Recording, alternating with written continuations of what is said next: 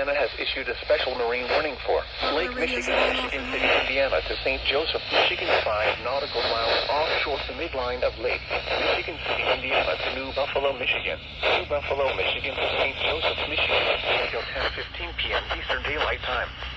At 8:15 p.m. Eastern Daylight Time, strong thunderstorms were located along a line extending from 22 nautical miles east of Winthrop Harbor to 20 nautical miles northeast of Wilmette Harbor to 10 nautical miles northeast of Joliet, moving east at 30 knots.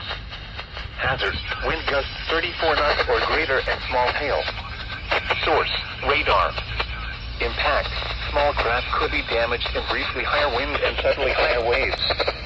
Locations impacted include New Buffalo, Michigan City, and St. Joseph. Just an outflow from these thunderstorms may precede the rainfall. Move to safe harbor until hazardous weather passes.